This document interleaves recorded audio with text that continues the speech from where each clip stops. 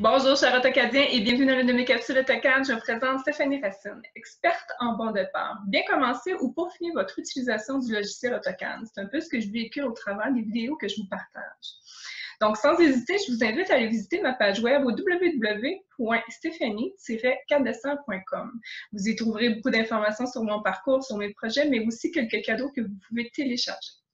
Donc, aujourd'hui, on va vraiment parler du visuel des cotations que vous pouvez donner par rapport à certaines petites commandes qui existent et qui peuvent vous faciliter la vie. Donc, je vous partage mon écran sans plus tarder. Donc ici, on a vraiment un petit peu de cotations qui sont aléatoires et tout ça, des petits éléments qui pourraient ajouter un peu de viande visuelle à notre présentation. Donc, moi, je vais tout de suite vous inviter à regarder au niveau du ruban dans l'onglet Annotate. Ici, vous avez vraiment plusieurs petites commandes qui peuvent vous être utiles à, bon, un, faciliter votre travail, mais deux, aussi à embellir votre travail, que tout soit mieux aligné ou quoi que ce soit, ou à réparer des petites choses qui ont bougé. Donc, je vous invite tout de suite dans le Centerline, donc pour créer vraiment une image centre ou des lignes de centre sur un cercle. Donc, on sélectionne tout simplement le bouton d'action de la commande, puis on sélectionne le cercle auquel on souhaite avoir la ligne de centre. Donc, cette ligne de centre-là devient un élément à part entière. Donc, on peut y changer son line scale, etc. Aussi le layer dans lequel vous voulez qu'elle soit présentée. Ensuite, vous avez juste à côté une autre commande qui s'intitule Centerline. Donc, si on veut mettre le centre, mettons, d'un mur ou du mobilier ou quoi que ce soit, bien, on peut le faire quand même assez rapidement sans être obligé de se créer une ligne ou, tu sais, de faire un petit peu de niaisage à ce niveau-là. Vous faites simplement, encore une fois, activer la commande, vous sélectionnez les deux lignes et il va créer automatiquement votre ligne de centre. Ensuite, moi, je peux en faire un Math Properties pour la représentation idéale que l'on souhaite lui donner. Autre petite commande que je trouve vraiment intéressante dans la section dimension ici, c'est le petit bouton Reassociate, qui est juste ici. Tant qu'on le met en action, ce que ça fait, en fait, c'est que ça va réaligner les points si jamais la cote a bougé pour une raison X, qu'elle s'est déconnectée de la ligne. Ça réaligne justement les points.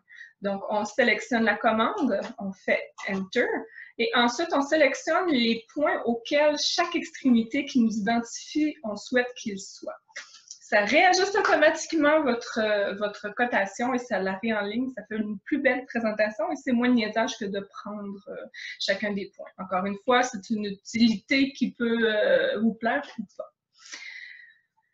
Ensuite, que je regarde mes notes, on a le ajustement des espaces entre chaque cote. C'est pour que ça ait l'air moins nébuleux, c'est moins visuel, plus joli en fait.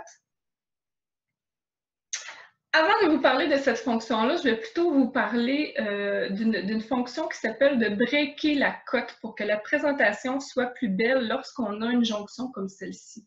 Cette commande-là est juste ici, elle s'appelle break. Donc, lorsqu'on la sélectionne, on dit ici dans la barre des commandes, car je vous suggère toujours de regarder, la barre des commandes vous parle énormément. Donc, vous sélectionnez la dimension que vous souhaitez y voir le frein. Donc, moi, c'est elle que je veux qu'il devienne secondaire. Je fais Enter et automatiquement, elle va tout de suite se séparer par rapport à la deuxième qui devient la primaire. Donc, une autre petite commande que je trouve très intéressante, c'est une commande, si j'y reviens, une commande qui vous permet de mettre des espaces égaux au niveau des cotations ici pour que ça fasse une présentation plus jolie. Donc, c'est la commande que nous avons ici, Adjust Space. Donc, on sélectionne la première commande à laquelle on veut se baser et ensuite, on sélectionne les autres commandes. On fait Enter.